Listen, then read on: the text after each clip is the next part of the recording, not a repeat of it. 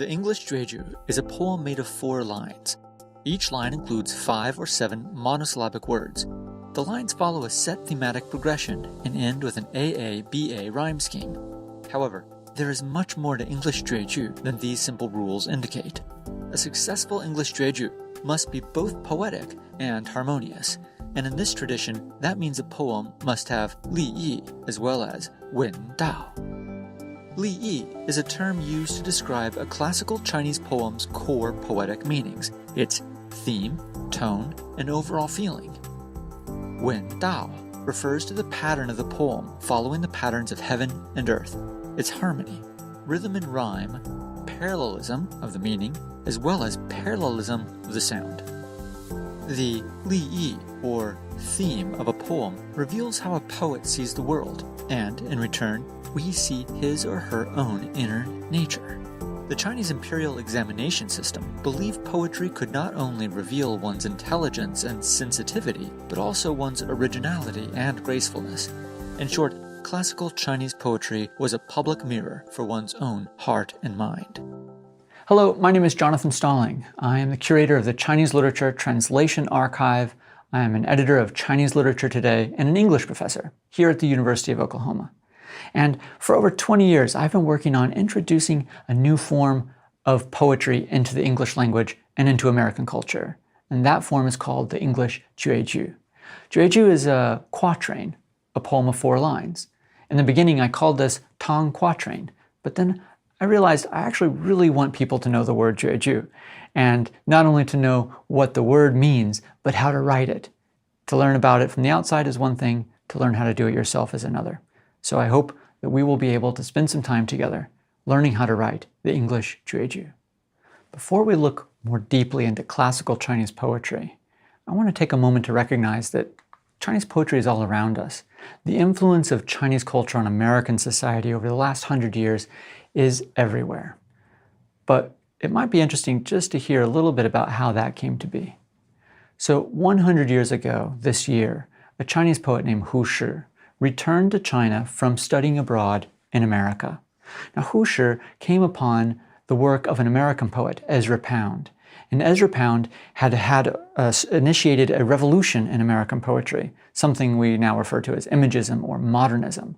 And part of what he said was, we need to get rid of meter. We need to get rid of rhyme. We want to return to language of real things, of images. Show, they say, don't tell. He, that is Hu Shi, came back to China preaching this kind of revolution. But where did that revolution come from? It turns out that poet, Ezra Pound, was translating classical Chinese poetry. He saw the classical Chinese poem as an archipelago of Chinese characters, right? Like the Hawaiian Islands, each one separate from another, loosely connected to one another. Each one is a thing.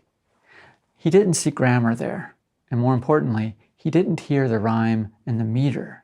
Instead, he saw it as a model for breaking away from traditional American verse. So he wrote something called A Few Don'ts. Those few don'ts said, don't use meter, don't use rhyme. Instead, compose to the musical phrase, something more subtle. Well, Hu Shi revolutionized Chinese poetry for the next 100 years. But I want to again bring us back to the fact that he brought ideas from America that America learned from China. So for 100 years, Chinese poetry has been deeply influencing American poetry, but it didn't stop with poetry. The ideas of Chinese poetics and philosophy influenced a whole range of visual artists as well, modernists all the way up to the current moment. So when we look at our cell phones today, if I pulled out my iPhone and I pushed a little heart, it would say, you have 4 parts of your day you should be paying attention to. You should look at your health in terms of how many steps you're taking. But one of those 4, 25%, is called mindfulness. What is mindfulness and where did it come from? How did it become so pervasive that it's on every iPhone in America and beyond? Mindfulness was introduced also as a form of Buddhism. And Buddhism, first and foremost, found its beachhead, its primary bridge into American culture through poetry. And those poets brought not only concepts of Buddhism and mindfulness into America, but also gave us tools, that is, humans, tools for living a more peaceful and worthwhile life. by taking time out, calming the mind, and trying to be present to what it offers us. It expands our human resources and makes us more efficient, but more importantly, provides us with a greater meaning and resource for our whole life. Poetry, in other words, Chinese poetry specifically, has really already impacted us. But one of the things I've always been bothered by this story is that when Ezra Pound introduced these ideas, he did not introduce some of the fundamental concepts that make Chinese poetry Chinese. Now, you might think that, as I would, that most world literature travels around the world through translation, and that is certainly true today. Ezra Pound was translating classical Chinese poetry into English, just as in previous generation, Giles, for the Victorians, was translating it into English. And if we look at this book of Giles, this one is from the Chinese Literature Translation Archive, housed at the University of Oklahoma. And if we look at the book closely, we'll see some handwriting here crossing out one of the poem's titles. That poem said, "Tranquil repose." Giles had translated the Chinese into that phrase, tranquil repose. The modernist translator, Arthur Waley, he crossed that out and he put in pencil, void and tasteless. What's very interesting about this for me is that in the Victorian age, for poetry to be beautiful, they needed a word like tranquil, repose. But in the modernist age, we introduced concepts of Buddhism so that the English language itself transformed.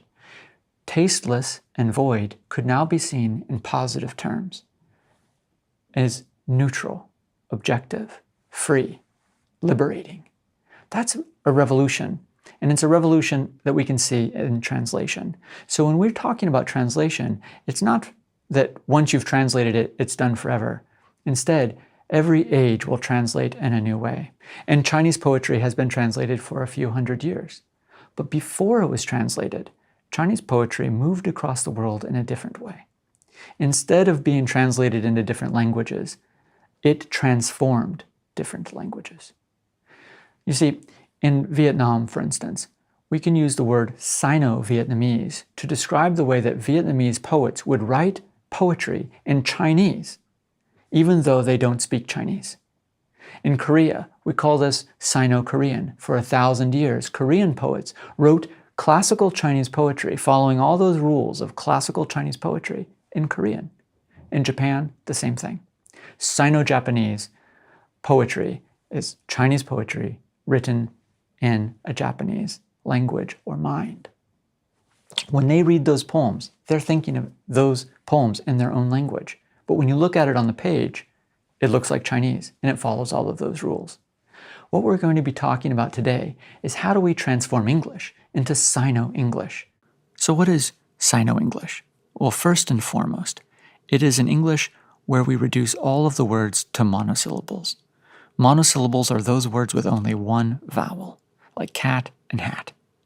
Monosyllables are plentiful in the English language. We have well over 3,000 or 4,000 of them, and many of these come from the Anglo-Saxon, from very ancient words. And they're very easy to see, which is to say, they're very good words for poetry. And they're very similar to classical Chinese in almost every way. Classical Chinese, unlike modern Chinese, is also monosyllabic. Every Chinese poem is built with words of only one syllable. So if you want to build a classical Chinese poem, you have to get the meter right, and that meter is based on the monosyllable.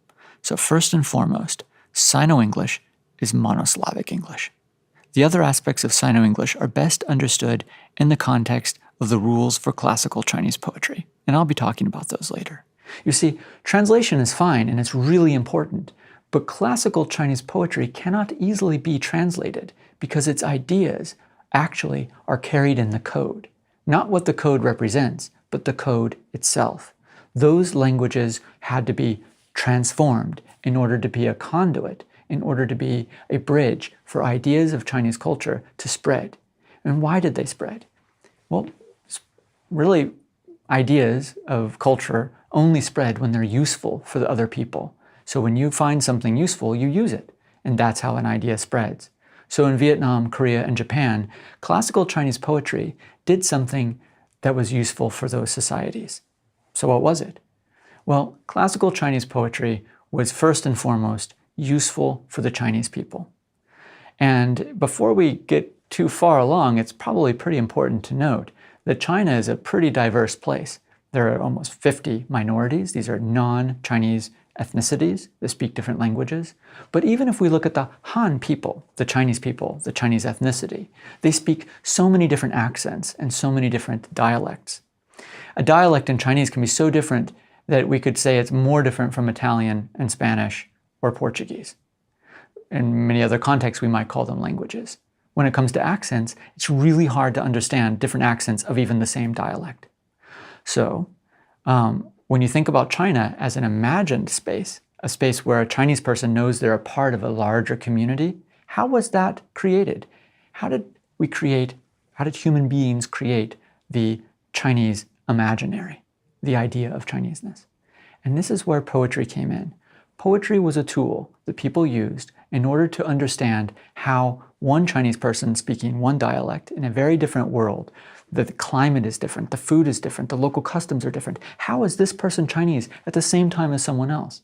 And how does a nation with so many diverse peoples remain a nation at all? Why don't they break into civil war and separate into different kingdoms? And so for 2,000 years, one of the ways in which the Chinese Empire remained intact was through a testing regime, something called the imperial examination system. And at the core of that imperial exam was poetry. How to compose a poem was one of the primary skills that would have bought you entrance into higher political authority and responsibility. That's right, a poetry exam to be a ruler. So important was this exam that people would let's say you have 5 children. 4 children, if you were in a wealthy family, might have to work in the field to produce enough food to pay for that one child not to work in the field. So they need to create enough calories for the whole family to eat, -1. And that could be quite difficult for a family without means. Now imagine you are that child studying for this poetry exam. That is not studying like we study. Imagine all of your siblings working in the field so that you and only you could study. So you study deeply and hard and long. Now let's imagine you are not a poor middle-class style family, but instead a ruling family. And you want, because you're an ambitious person and your family wants power, you must also succeed through the examination system. So you have a lot of responsibility. And that responsibility is to learn the rules so well that you become graceful, creative, original, never looking stifled by the rules. You want to be so good, you want to understand this material so well that it's completely natural. So let's imagine that one of these princelings from a kingdom in southern China or in northern China passes the exam. Great, congratulations. Now what?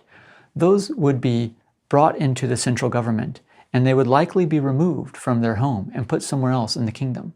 What does that do? It means they're no longer at their home base. They can no longer raise an army there. Instead, they're somewhere else, fulfilling their aspirations to be an important person in the empire. This will keep power displaced, moving, as it were, kind of decapitating, as it were, the most ambitious, bright minds and moving them, from their family structures and moving them around the empire. And so you can start to see that poetry would be the perfect exam, because if you can write a beautiful poem, you would demonstrate that you believe in this thing called China. And what is this thing? And what does the poem show? As we'll be talking about through this lecture today, that a poem reveals one's ability to understand how the world works according to the classical Chinese worldview. That is, that the world is, and that people's role in the world are a bit different from one another. Here's an example. You could say that clouds have a certain kind of pattern that makes them a cloud, and a rock has a rock pattern that makes them a rock. But a human's pattern is a little hard to understand because you could look at a person and not know what kind of person they are. So in the classical Chinese worldview is that a person must cultivate their personness. They must, in a certain sense, learn to be a human being. And that you learn that by cultivating yourself, by drawing upon the wisdom of the ancients. And what did the ancients teach those classical Chinese people? It taught them that the world sometimes fell out of balance, and that's why we have sickness. Or sometimes a ruler may treat people unequally, and that will create chaos and conflict. So instead, rulers as well as families or, from the local government to the national government scale, should always follow the notion of balance and harmony. But in order to do that, that should come naturally from you, not as a rule at all. That should be your very nature. To do that, it means you must demonstrate gracefulness and naturalness in your balance and harmony. Now, if everyone was a musician, it would just be a music test. If you can play the zither in a way that would reveal this balance and harmony, then perhaps you could be, that would be a good test. But of course, it's unfair to make everyone a musician. But poetry was a more equal space. People of different places would be able to bring language into balance. And for the classical Chinese worldview, that means balancing the meaning of a poem and also balancing the sound of a poem. And to understand this, we will be introducing concepts like yin and yang, and we will think about things like the 5 elements and how a poetry exam or how a poetic form could reveal that you have been cultivated to the level you need in order to take on greater responsibility. So you could say that from one perspective, classical Chinese poetry is just about becoming human in a deeper, more meaningful way. And that's why, personally, I find teaching and writing in this form so wonderful and something I've enjoyed doing for over 20 years. But from another perspective, it could help us gain insight into how the Chinese historical narrative works, how and why China looks the way it does. It gives us a window into deep Chinese culture and helps us understand even politics better. So I hope you'll join me as we go a little bit further into these concepts of Li Yi and Wen Dao. Li Yi being what makes a poem poetic in Chinese, and Wen Dao, how do we bring our language and ourselves into harmony with the Tao, with the path, with nature itself.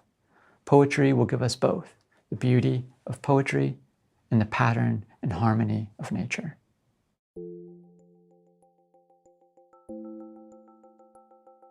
To best reveal one's highest self through a classical Chinese poem, one must first master the rules. Li Yi. Rule number 1. Li Yi first and foremost results from one's ability to blend the natural world, or Jing, with one's inner emotion, or Ching. The first 2 lines introduce the Jing, or the natural setting. The first line is called Qi, and it introduces the natural scene. The second line is called Zheng, and it deepens and extends the Jing, or natural setting. The third line is called Zhuan, and it transitions the poem toward Qing, the poet's interior feeling. The fourth line is called He, and it brings and combines the Jing, or nature, and Qing, feeling, into a final conclusion, or Yuanhe. Wen Dao. Rule number 2. Follow the proper form. Number 1. Use only monosyllabic words. Second, include only 5 or 7 monosyllabic words on each line. 3. Group your words into units or groupings. 2 together, then 2 together, and then 3 together. For example, cold stones, clear streams, late noon shade. Try to sequence words so that they connect meanings inside each grouping more than they do between the groupings. Stones and clear do not follow as well as cold stones, for instance. 4. End the lines with the rhyme scheme A-A-B-A. Because the jueju form does not have many words, the end rhymes become a very powerful part of the overall sound of the poem. Try not to rhyme words in any other position in the poem. By following level 1 and 2 rules, you can write an unregulated jueju, which is best for beginners. So as we move into classical Chinese poetry, in Chinese or in English, we're going to be talking a lot about 2 fundamental concepts, the concept of the natural world, or Jing, and the concept of the subjective or inner world, which is Qing. And so Li Yi, which is the poetryness of poetry, is different in the classical Chinese tradition than it is in the West. In the West, we might use metaphors as one of the primary engines that really makes a poem poetic. So her lips are a butterfly. It's a strange mashup, actually, but it is what makes a poetic line poetry.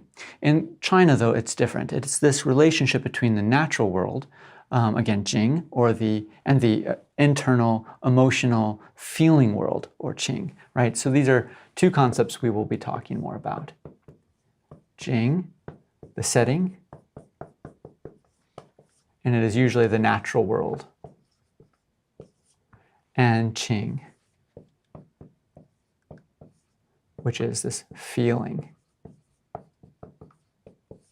We could also call this emotion. Okay, Ching is a kind of a CH sound when written in the pinyin system in China. Okay, so Jing and Ching. So I want to pull back for a moment and try to explain why are these two things so important. And to do that, I'm going to do what my students make fun of me for doing, which is to draw a really terrible picture. So when we look out of our eyes, we look out windows.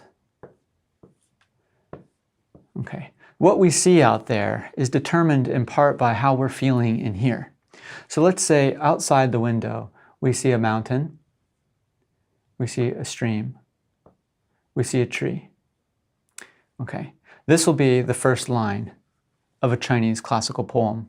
It's just setting the scenery.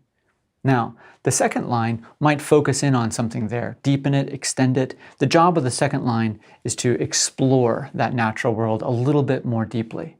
And so we have that mountain, we have a stream, we have something like a tree. Let's look at that tree now. That tree is here. And let's say this tree has a few buds on it. It's springtime. Now, if I left you with just those two lines, you would probably expect that the poem would be about rebirth or something positive because spring has that feeling in it. And that might very well be true. It likely is true. But the third line of a poem might introduce an unexpected emotion. For instance, what if the poet had lost a child or their lover or their mother or father? So maybe they're experiencing some kind of loss, homesickness, or grief. Now, how does it feel to see rebirth? Actually, it might sting a little more. The beauty out in the outward space, as it's juxtaposed with your own emotion, could really heighten that emotion. And so now, rather than looking at a beautiful world, we're looking at some world tinged with human emotion. Let's switch it around. Let's imagine those leaves are now falling. All right, and they're on the ground, or a little bit of snow or something like that. Now that world is barren. There are no birds calling, or singing. You just have this barren world. That might look, especially when we zoom in on that tree, that we'll be talking about growing old or age or grief or loss or something like that. But what if the third line introduced a hand pouring a cup of hot or warm tea, and that is your mother, father, your lover, your child, or something like that, right? Now all of a sudden, that external world is warmed by the human sentiment. And in fact, the coldness of it is what heightens our feeling of belonging to someone, with someone, right? That sense of warmth is extended and deepened by this external world. So the external world is always framed by the inner world. You could say that the external world is a scene, but there is no scene ever that is not first seen. So our understanding of the world is limited to how we understand the world. In other words, there is no world that is not seen through human eyes. There could be no knowledge or no experience of the outer world that isn't experienced from within this inner world, nor could we really express our inner world without reference to our context, to our environment, right? And so they are not separate from one another. And that is the deep wisdom of classical Chinese poetry, and how and why, when we read a really good poem, we feel at the end that we've benefited in some deep spiritual sense. We've learned of the oneness of the universe and our place within it. And that seems grand, and in fact it is grand.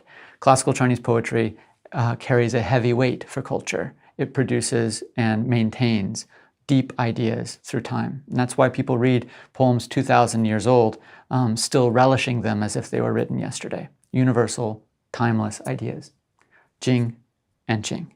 So as we look at an example, maybe the most famous example of a Chinese poem, we'll be looking at this poem by Li Bai. And this, believe it or not, is, I warned you, I'm a terrible artist. This is a picture of a bed, and this is moonlight in a bed. The most famous Chinese poem, every Chinese student will have memorized this poem. I memorized the poem myself when I was 13, and it's a really great example of an unregulated tongue poetry poem, or jueju. So let's read it and let's talk about this poem in relationship to the Jing, right, that we've been talking about, right, the scene, and the Ching, the emotion. Okay, so we start the poem. 船前明月光. That's the first line. Moonlight falls near bed. Okay, so that established this scenery or the setting of the poem. The second one, so that's called qi, right? Qi means to start the poem by establishing the setting. The next one, cheng, this means to deepen or extend that natural scene. 疑是地上霜. I doubt frost there spread. Okay, so there's something, that moonlight is falling down on the bed and on the floor. The poet, we don't really see the poet because we're inside the poet's eyes. The poet here is seeing that light and imagining that it's frost. Now, that's a little bit like a metaphor because it's, but he's denying that it's true. It's not frost. It's just moonlight. Okay, so that's the beautiful first two lines, the first couplet, setting the scene, the Jing. Okay, but then what happens? The third line will introduce a transition. It will bring forward the Qing, or the emotion of the poem. So it goes, so let's take it all together here. 船前明月光，疑是地上霜。举头望明月，低头思故乡. So 举头望明月, lift the gaze, look up, lift your head, and find or see the bright moon. Now, this is introducing the human person, okay, that are lifting their head and they're looking at the moon. The fourth line is going to complete that human emotion. 低头, put down your head, and you start feeling homesick for your homeland, for your family. So 低头思故乡, miss home, hang my head. So the English, following our patterns that we're working on, only monosyllabic words, following the Jing, Ching, and so on. Moonlight fall near bed. I doubt frost there spread. Lift gaze, find bright moon. Miss old home hang head. So it has the same sonic pattern, but it also follows the liyi of the poem, right? Because it's a translation, it's taking us into the emotion. So why is the moon? The moon pops up in a lot of classical Chinese poems, and it's because two people can see the same moon from very different places, right? So when you see the moon and you're away from your family, it can be a trigger for homesickness. You would imagine, what are they doing? Are they looking at the same moon? So this poem balances the human emotion of missing home with a natural setting. Now, if we just removed those second two lines and we just saw the frost on the ground or the moonlight, I wouldn't know what the emotion is. It sets the stage for the human consciousness, for a human feeling, but it doesn't complete it. That's what the zhuan and he do, the third and fourth line. So as you write your own jueju, you'll be doing that as well. Here's one that I wrote. I wrote this in Yunnan, in southwest China. Moss hair, clouds roam, soft breeze blows. White blooms, fog stirs, clear streams flows. Hang head, dirt prints, am I here? Raise head, star specks, no one knows. First of all, I was alone when I wrote this poem, and I was inspired by this poem. Of course, it's the same structure. That middle line introduces the idea of me changing my perception. At first, I'm looking at the natural world, right? And then I'm looking in the inner world. And so the first two lines set the natural setting. The second two lines give you a feeling of introspection. Do I exist in such a beautiful world as this? When you see such a vast, beautiful world and no one else is around you, you might question your own existence. And that's the kind of feeling I felt in the majesty of this location. As I read this poem, I remember that setting and that feeling perfectly. But the beauty about Chinese poetry is that the reader becomes like the writer. the idea is that you will have a direct experience of the world because you're seeing the world through the eyes, through the frame of the poet themselves. So even 2,000 years on, people are feeling the world through Li Bai's eyes.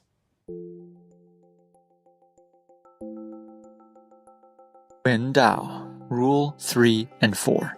These higher-level rules are for regulated jueju, or lu shi, and combine the beauty of poetry with the game qualities of crossword or Sudoku puzzles. Wen Dao, Rule 3. Parallel and anti-parallel meanings. Write the first two lines so that the words in each position echo the meaning of the words above and below. Dark night, dim stars, fresh fog drifts, gray dusk, pale moon, crisp haze shifts. In line 3, the words in the same vertical positions below will be antithetical to the meanings above. Clear day, flushed skin, worn thoughts still. When viewed vertically, we see columns of matching nouns with nouns, adjectives with adjectives, and verbs to verbs. The first two lines reveal a similarity. The third line reveals a difference. Classical Chinese parallelism is based on the philosophy of Yin and Yang and five-element theory. I'll talk about Yin and Yang later because when we talk about sound, it's about alternating between Yin sound and Yang sounds. But when we talk about meaning, it's more complicated than that. So let me tell you a little bit about how the five-element theory works and how and why it will come into poetry to make it more beautiful, to lift it up and make it an engine to teach deep Chinese cultural ideas. Okay, so let us begin with, for instance, wood. Okay, so we have the wood element, and then wood will create fire. Fire will create earth. Earth will create water. Oh, sorry.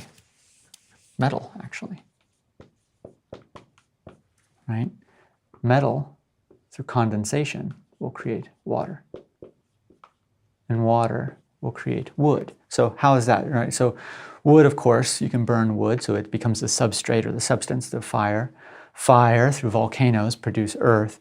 Earth, of course, is where we find minerals like metal. Metal, through condensation, produces water.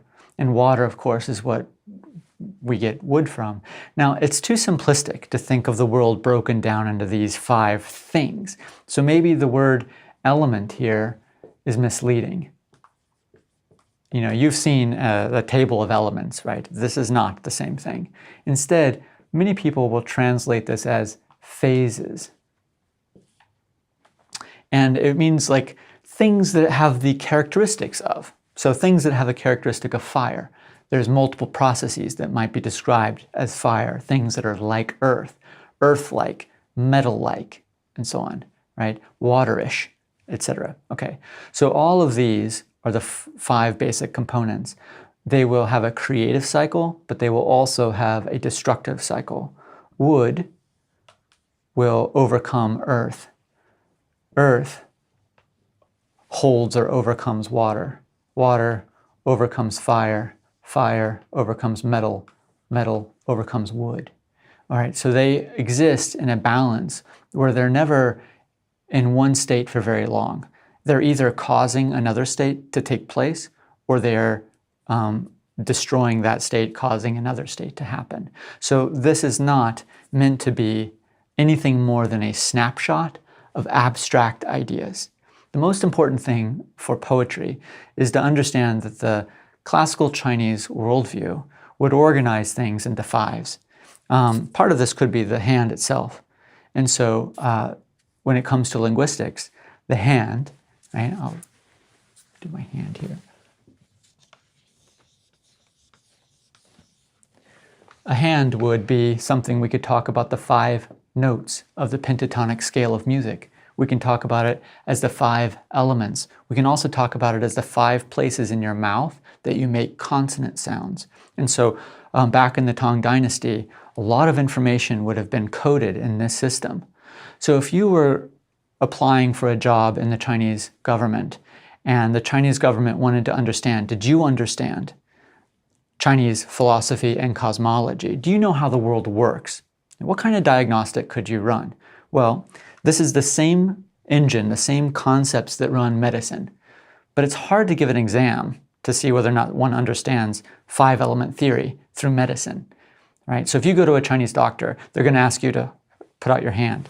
You'll put your hand out and they'll put their fingers on your blood vessels here, and they're going to listen, not for a beat, but they're going to be gauging your qi flow, the flow of energy in your body, and they will be able to tell you whether or not you are missing one element or another element. Each of these elements have more or less yin and yang in them, right? So fire has a lot of yang, water has a lot of yin.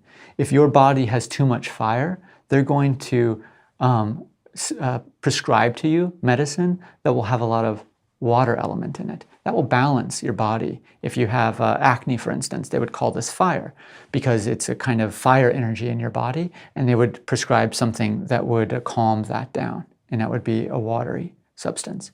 Okay, so that would be very cool, but totally not likely because, you know, how would you test whether or not someone really gets it right, right? You would see this in city planning, like feng shui. You might be familiar with this idea. You can see it in governance and how you govern, but you can't give someone a job and then test and see how they do, right? So how can you test if someone really understands these ideas? Poetry will be one of these places where you can kind of show that you understand things belong in different categories. Categories relate to one another in different ways. And so when we build a classical Chinese poem, we're going to be thinking about words as being something like things, and think of poetry as being something like alchemy, where the poet is literally organizing material, the material of the world, into different relationships to bring that into harmony. If you can harmonize language, again, you harmonize the mind, the heart. From that, your family, your town, province, and so on. So it's, again, proving that you have the capacity for moral cultivation and responsibility. So let's look at some categories right now. There are 24 categories, and let's take a look over here, and I'll show you how an English word might fit into those categories. So when Chinese poetry works with parallelism, what it's doing is it's taking all of the different Chinese words and putting them into different categories. Traditionally, there are up to 24 categories. For instance, there are word categories for celestial bodies. That would include in English words like the sun, or stars, or wind, moon, and so on. Seasonal, this could be the time of day. It could also be weather. It could talk about seasons, of course, summer and so on, but anything that has to do with a kind of meteorological phenomenon, that would be a seasonal word. For geography, we might have a word like shore, or wave, or land, coast, and so on. For architecture, we have a word like gate. For instruments, these are human instruments like lamps or fans. For food, we could use the English word wheat or tea. Down here in the flora and fauna, we could have flora could be pine or fruit or stem, seed, bough. For fauna, animals, fish, lark, cows, lambs, body parts, hair, skin, emotions like calm or tense. So all of these words will be in parallel with one another, but sometimes they'll be a positive parallel, they'll be similar to one another. Sometimes they could be oppositional and an antithetical relationship, like a hill and a valley, but they're still in the same category. And classical Chinese poetry will build a poem that harmonizes the categories of the meanings of the words within the poem. So when we apply these categories to poetry, it'd be something like this. So let me get this out of the way, and we get a parallel poem. Here, the poem, the cards have been placed on the game board. Here, the word new and fresh, they're parallel with one another, but old is kind of anti-parallel or opposite. Rain and dew, parallel, dust, opposite. Grass and bloom, parallel, husk, sort of anti-parallel. Green and blue, these are cool colors. and red is a warm color. This one's not perfectly parallel, but June and moon are celestial. Sun is also celestial, so they're all in the same category. You'll notice a number of things here. The first is that all of the words belong to the same part of speech, nouns and nouns, adjectives to adjectives, and they also belong to the same category. And the more subtle alternation between positive parallelism and negative parallelism is something you can develop over time. The English jueju has 4 lines, 1, 2, 3, 4, and if you're doing a parallel verse, you're going to be taking this line and making this one parallel, parallel, parallel, parallel, parallel for a 5. So these are going to be similar words. The third line will be anti-parallel, but they're going to be in the same category with one another. Okay, so they're going to be in the same category, but they're going to be like mountains and hills over here, and then valleys down here, right?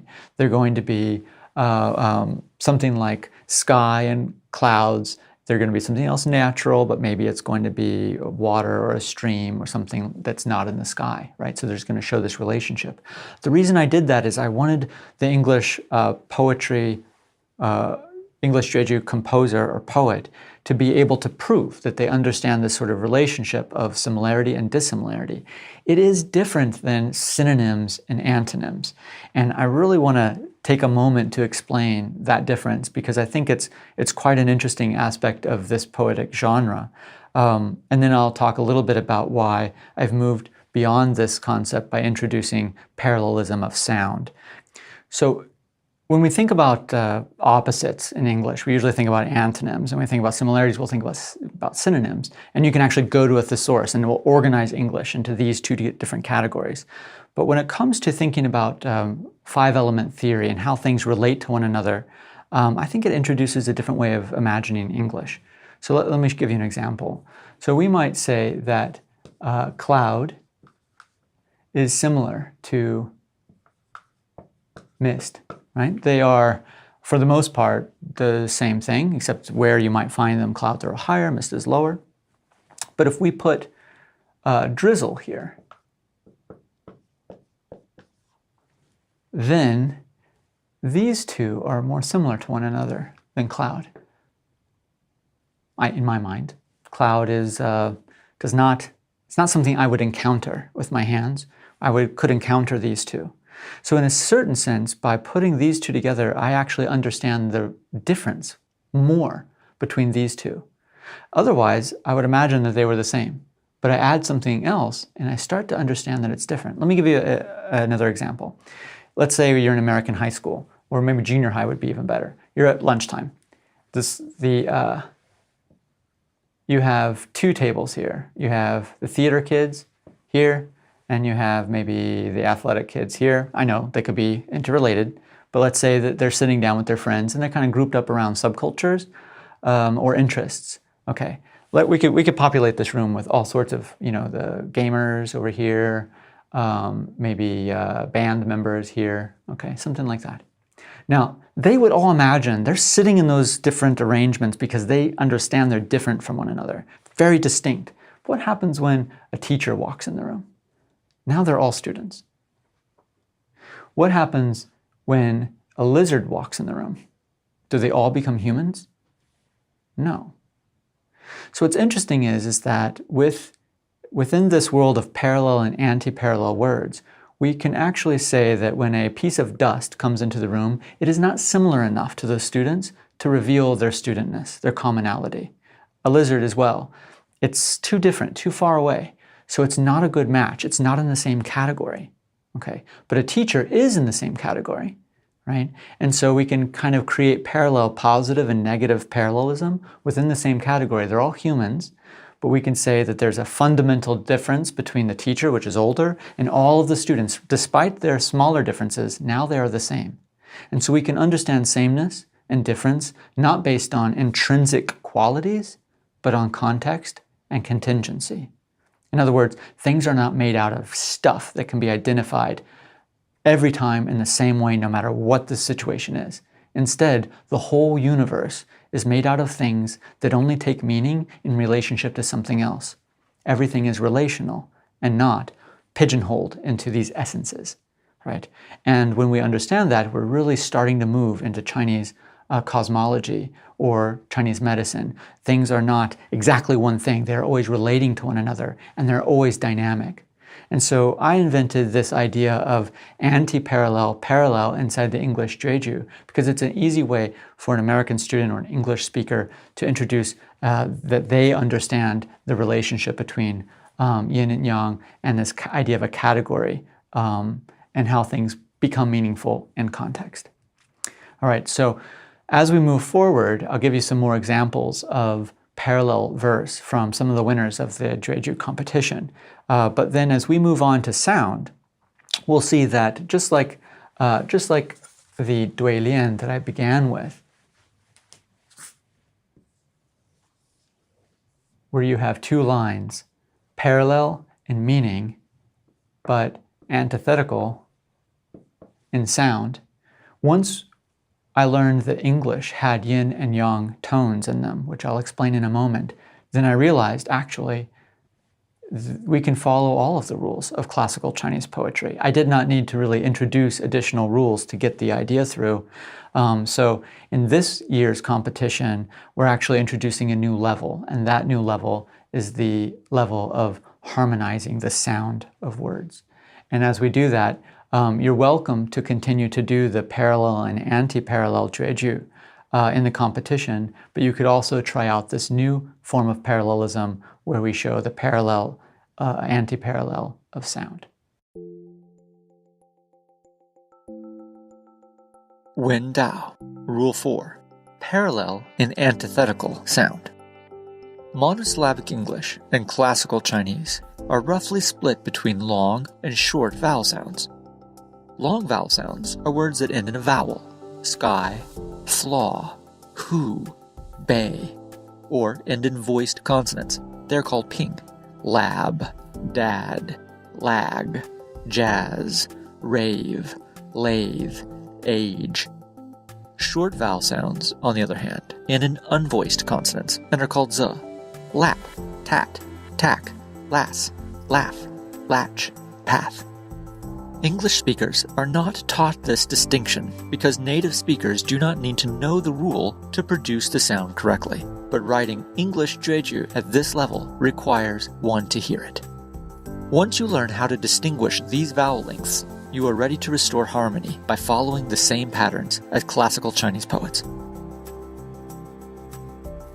Cold wind, short branch blows, brisk gust, dense limb flows, warm drops, wide eyes mist, new storm sweeps dust slow.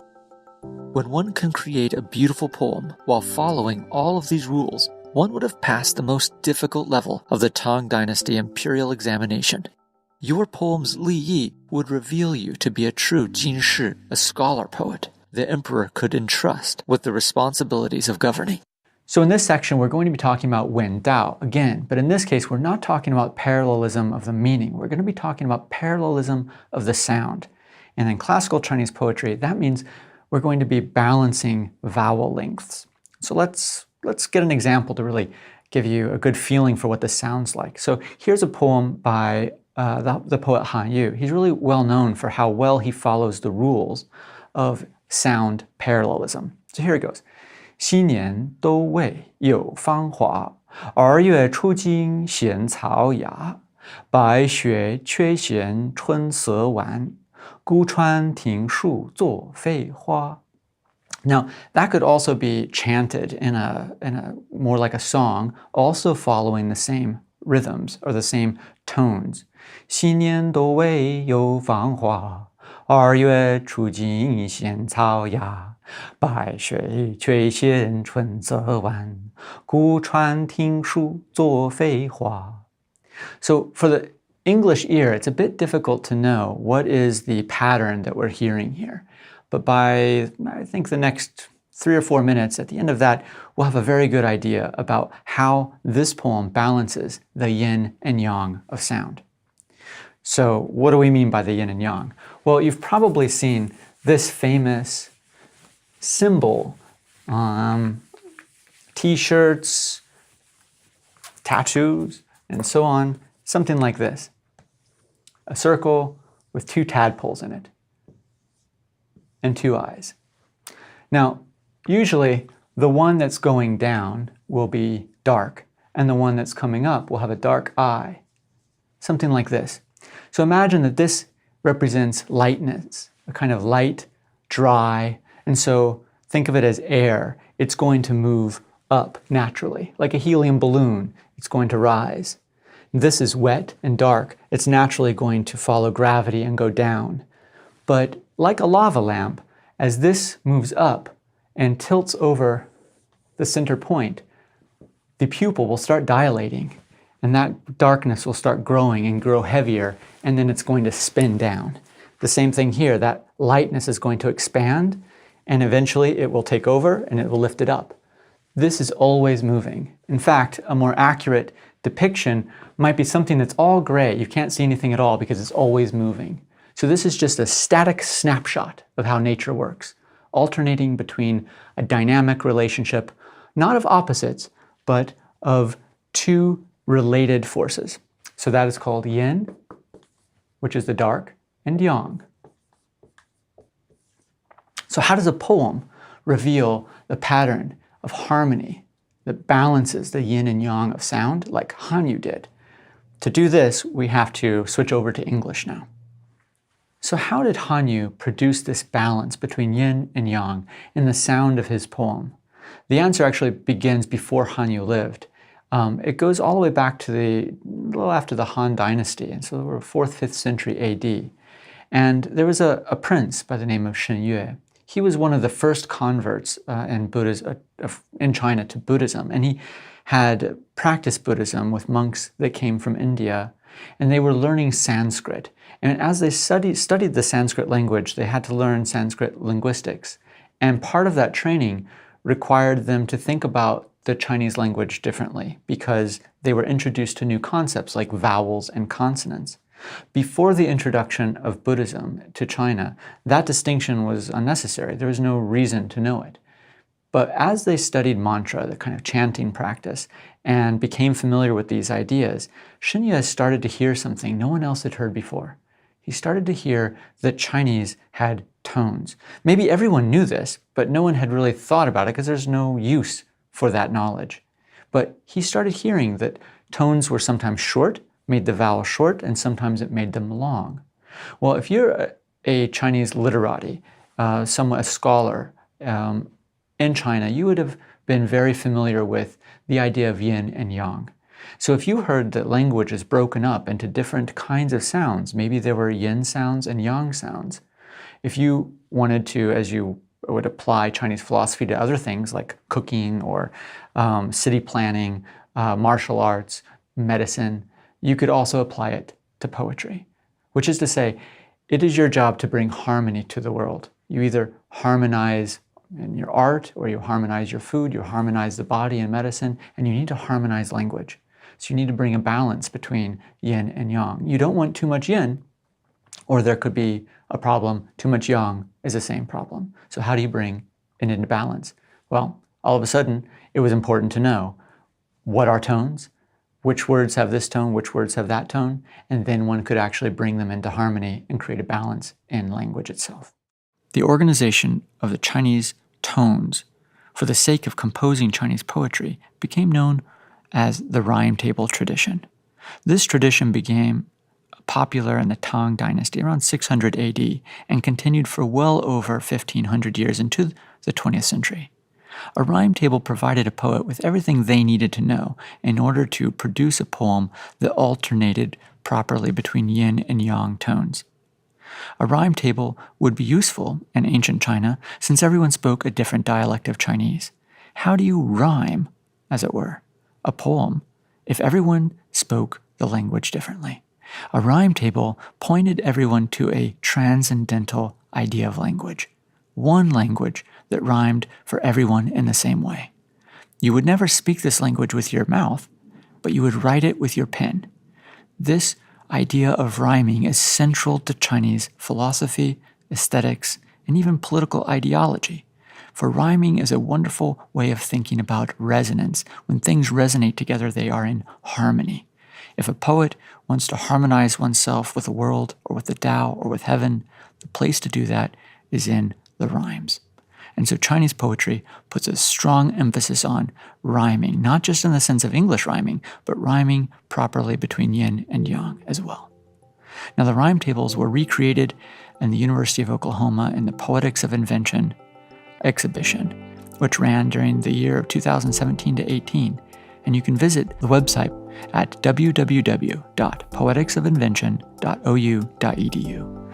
There you can explore the 8 rooms of the exhibition, which follows English from the Tang Dynasty to the Song Dynasty to the Qing Dynasty all the way to today.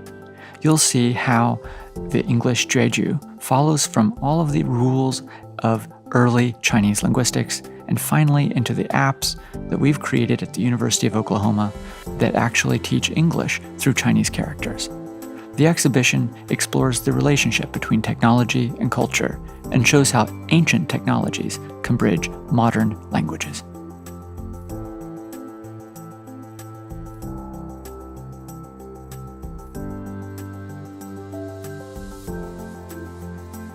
But because this is a different topic, I'm going to go ahead and return us now to Hanyu and his rules, which preceded the rhyme tables, for how to produce a beautiful, harmonized, classical Chinese poem.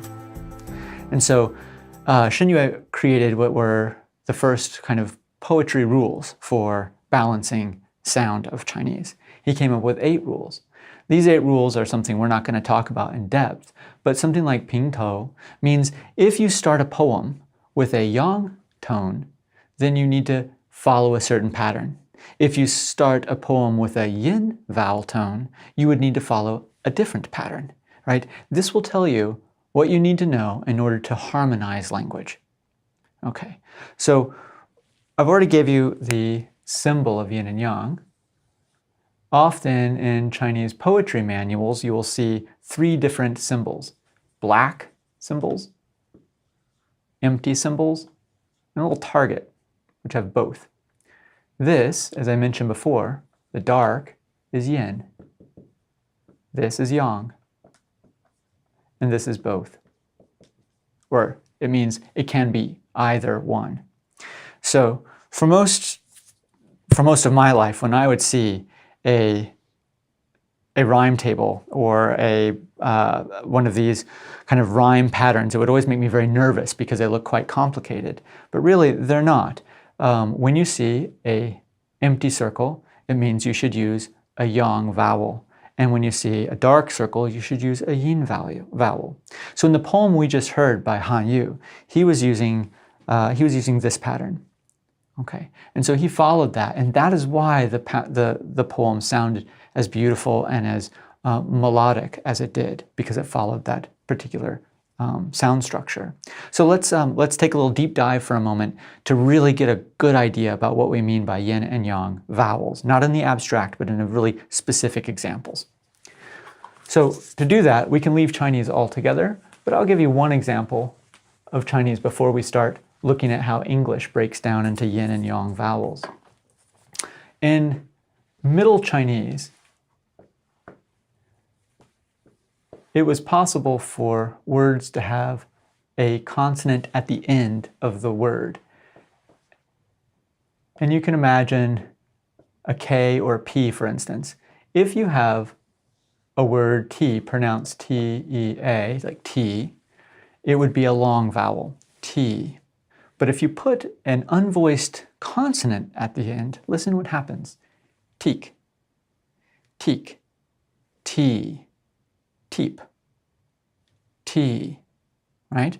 So you start to hear that there's a big difference between the two. So you could say that the first 3 vowels, first 3 tones, would not have a consonant at the end. So it would just be long. And they would look something like this on a sonogram. The vowel is quite wide and long. And so you would have T, T, T. So all 3 of them look roughly the same, like this. But if you put a K, a P, a T, and so on at the end, it's going to look like this. The vowel is going to become much shorter.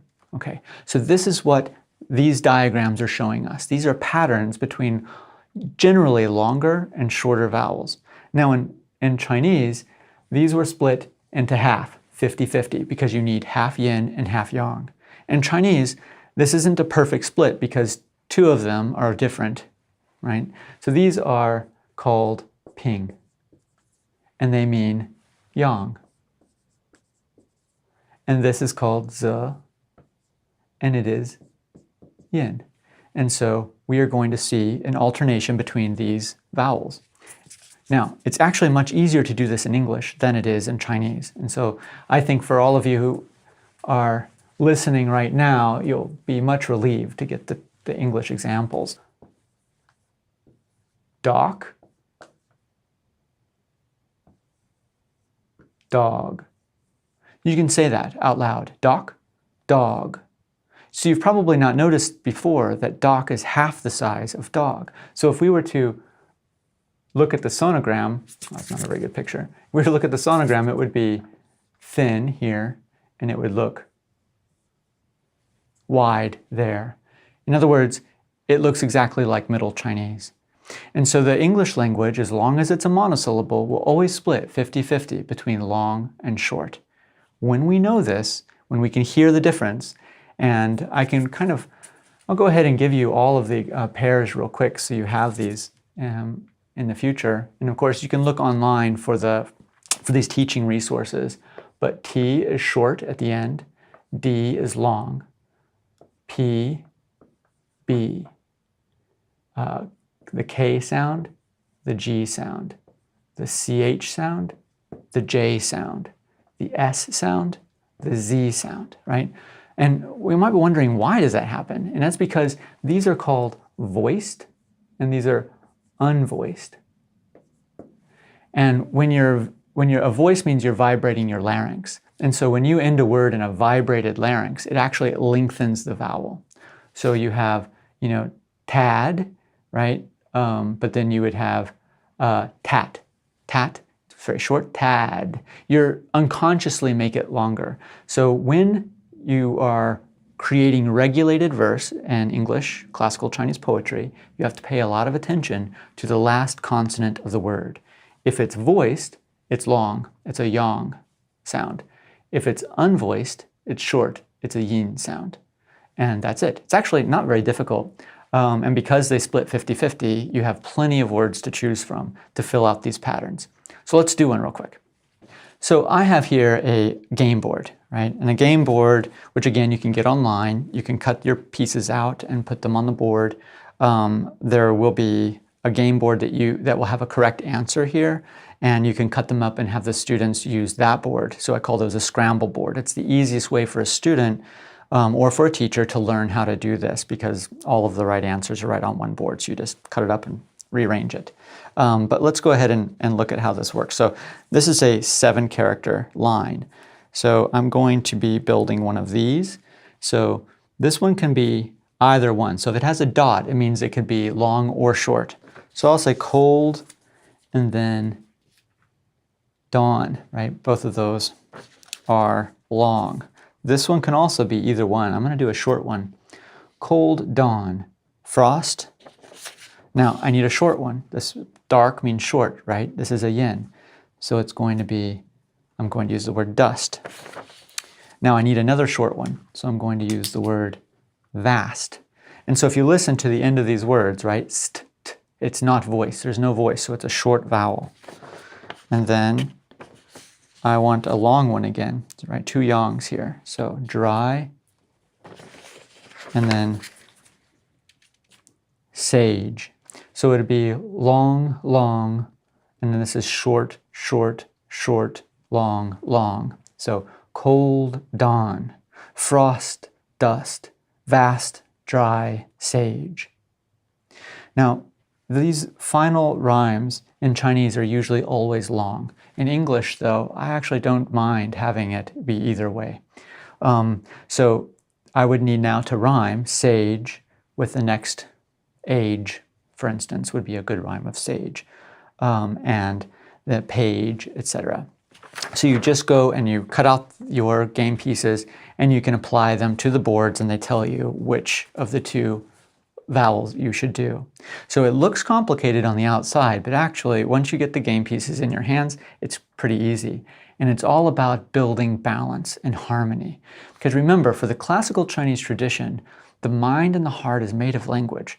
And you as a poet have the moral ability or ethical ability to bring balance to yourself through harmonizing your own language. When you do that, you will resonate like a tuning fork, and the people around you have the capacity to also tune themselves to resonate with this cultivated frequency. And as you do that, your family will have more harmony and more peace and happiness and prosperity. From there, the village. From there, the province. From there, the country. From there, the world. The notion of balance and resonance are core, and it is our human capacity to generate this kind of positive, harmonious vibration. And it's done, first and foremost, in language, in ourselves, in a poem like this. Online, you will find a number of things that will help you either teach the jueju to your students or learn yourself. And these include games that you can play.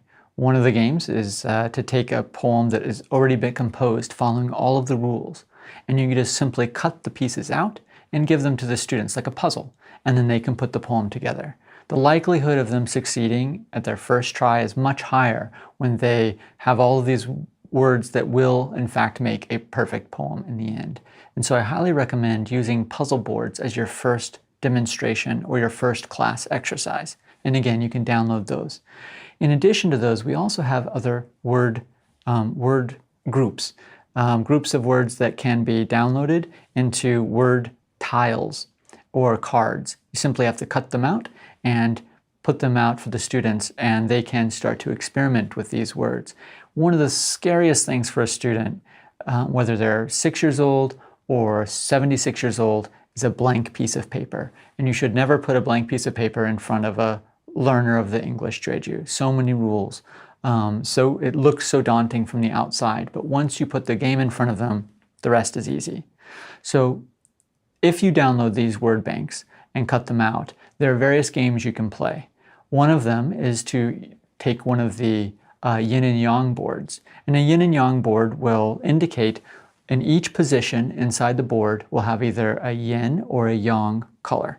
And you would put a Yin or a Yang vowel there. Of course, you have to watch the video to know what I'm talking about. It means short and long English vowels. And they can be, and you'll find them broken into two categories online. So you can download short vowel category as well as long vowel category. You don't have to do the work. These are already done for you. Simply print them out, chop them up, hand them to the students, and let them take care of it from there. You can also find parallelism boards. So these would be boards that are already set up in parallel. You simply cut them up like a puzzle and rearrange them so that you can learn the parallelism. And again, I highly recommend using these resources if you're teaching a whole class. And frankly, if you're just doing it yourself, I don't know why you wouldn't give it a shot. I've always found that when you take anything complicated and turn it into a game, it is, just think about, for instance, how complicated Scrabble is, or a word puzzle, or Sudoku. They are, from the outside, very abstract and very complicated. But when you sit down in front of a game, it becomes fun. Not only is it fun, it's also a little bit competitive. And classical Chinese poetry, as we're going to be talking about, was a competitive sport in a sense. And it was done as a social, something that you do in society to establish one's intelligence or creativity in relationship to others. And so having a slightly competitive element in this was why I created the Newman Prize for jueju, because we all, again, kind of replicate the idea that Chinese poetry or poetry itself could be a diagnostic for one's creativity, intelligence, and so on. And that, of course, is also kind of a fun part of this project. So I hope you will avail yourself, use all the resources on the website, and I look forward to reading your jueju.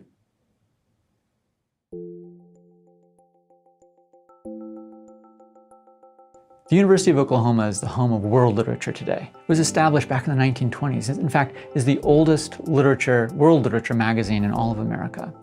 That magazine has a prize called the Neustadt Prize for international writing. It's been considered one of the most important prestigious literary prizes in America. 10 years ago, we established a new prize called the Newman Prize for Chinese literature. This is the first prize outside of the Chinese-speaking world that recognizes the Chinese literature on a global scale. And this year we have a new winner. The winner is Xi from Hong Kong, a poet whose work is much beloved by many generations. But in addition to the Newman Prize for Chinese Literature, we also have the Newman Prize for English jueju. And this prize will be awarded in 4 categories: for elementary school students, for middle school students, for high school students, and for adults.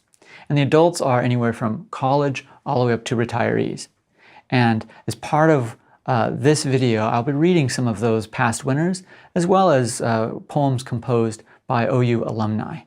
And so as we enter another game cycle, another contest cycle, we will have 2 months to enter your poem into the competition. If you're a student, you must enter your poem through your teacher. You must hand it to your teacher, they will send it to me, and they have the information for this. And if they don't, you can provide it to your teacher.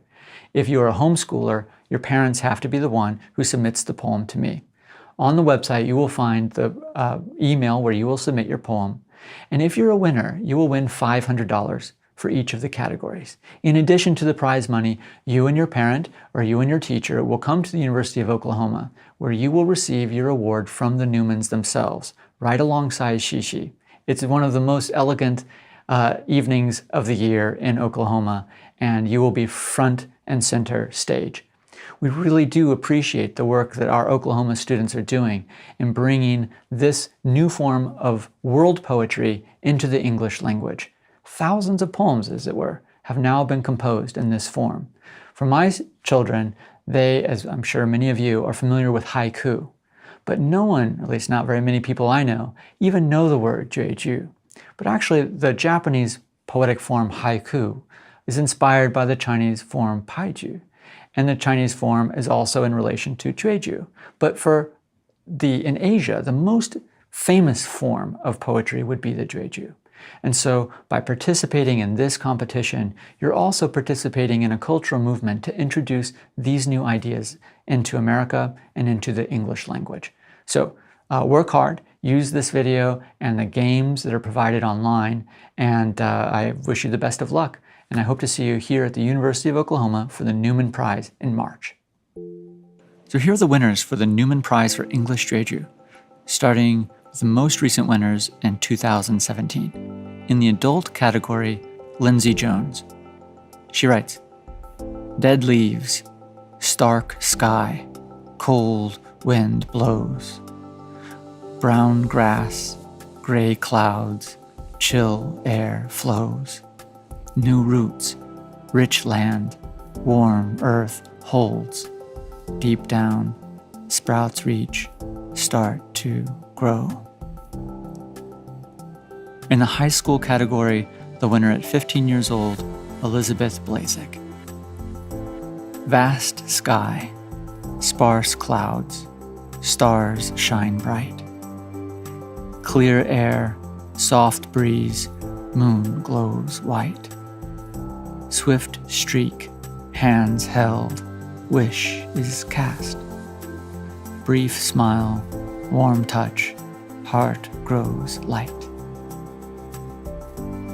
In the middle school category, we have 12-year-old Jennifer Sosa, writing, "Clear air, warm breeze, white clouds gleam. Blue sky, birds sing, low, lone stream. Gray clouds, tense air, storm I see. Calm now, slight wind, it's a dream." In the elementary school category, we have 10-year-old Colby Bauman, writing, "Blue sea, bright sun, green grass grows. Sharp rocks, small clouds, calm breeze blows. New boats, old rocks, waves crash down. Sun sets, moon rise, cold sea flows." The 2015 winners of the English jueju competition begin with the adult category winner, Nicole Emery. She writes, "Dark night, dim stars, fresh fog drifts, gray dusk, pale moon, crisp haze shifts, clear day, flushed skin, worn thoughts still, night quits, morn breaks, slow hand lifts. The high school winner, Lauren Morris, writes, sun glares, wind blows, air stirs leaves, clouds shift, sky shines, bird cuts breeze, smoke forms, grass burns, homes left bare, land gone, ash stays, fires won't cease. In the middle school category, we have Asan Mashraf, writing, bright day, clear skies, warm light shines, warm noon, calm winds, hot sun blinds, cold night, fierce shows, breath like ice, red fire warms hands, rest your mind. The elementary school winner, Morgan Brooks, writes, black comes, night falls, dark blue sky, gray clouds, slight lit, see go by. Girls jump, moist face, strong wind blows, soft breeze, lake shines, storm waves high. The 2013 winners of the English jueju competition begins with the college winner, Spencer McCoy. Sparks drift, glints new dew, fire flies, warm breath, blue, cold walks, clothes fresh bloom, ice burns, glare-eyed blue. In the high school category, we have Casey Tsai, dark fog, low gray air, dawn gleams, teal sea glare, light rain, clear blue sky, look up, dusk swirls there. In the middle school category, we have Alaya Elders. She writes, crisp air, frost-filled breeze, sleet gleams, ice-cloaked trees, fierce winds, strength takes lives, flakes fall, snow fills seas. And finally, in the elementary school category, we have Donovan Helterbrand, a kindergartner. At night, cold rain falls, mouse runs, big brown halls. Mouse stops, huge black door. He's scared, dark tail tall. In the summer of 2018, I took a group of OU alumni, all retirees now, through a poetry tour of Scotland, Wales, and England. And every day we spent time in nature, thinking about the world around us and trying to bring in the Jing, the natural setting, in monosyllabic English words. And then by the end of the day, all of us would produce our own new jueju. Here are some of the examples that were written during that tour. The first is by Laura McDaniel. Sheepdog, blue skies, dry green leaves, lake stream, sea gulls, smell kelp seas, hill winds, brush limbs, close eyes, breathe, gray stone, walled fence, blue heart, free. A poem by Linda Hutchins. Hard stones, stacked tight, small gray house. Pink blooms, green ferns, hide, scared mouse. Bright sun, tall trees, find cool shade. Rock paths, head on, steps, so Kraus.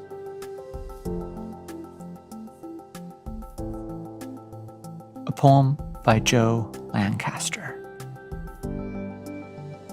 Green fields, grass bends, black-faced sheep, gray roads, rock crunch, small cars creep, bare foams, ice clinks, folks form bonds, tall trees, blue skies, lakes so deep.